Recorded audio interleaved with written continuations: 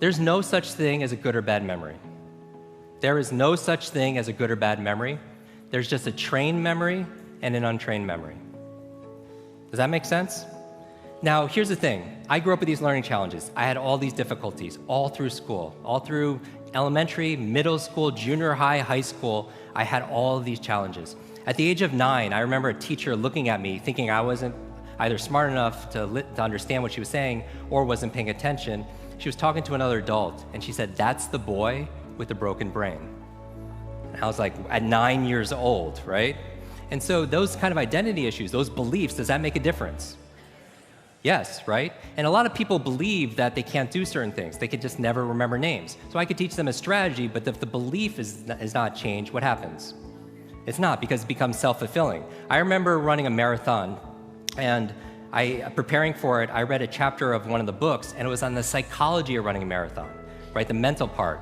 And it said this verbatim, word for word, because I'm a memory expert. It said, "Your brain is like a supercomputer, and your self-talk is a program it will run. So if you tell yourself you're not good at remembering names, you will not remember the name of the next person you meet because you programmed your supercomputer not to." A lot of people say, "Oh, I have a bad memory," right? They always say, "I have memory," or "I have focus," or "I don't have focus," or "I have creativity," "I don't have creativity." I want you to scrap that.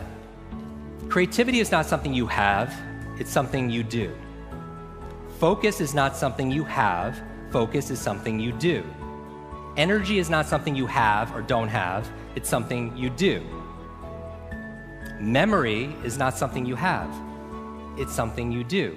And what's the benefit of turning it into a do, as opposed to something you have? What's the benefit? You have control over it, because you could put it into a process. It becomes a strategy, because there's a strategy for reading faster. There's a strategy for remembering names. There's a strategy for having focus. And it's a verb, not a noun.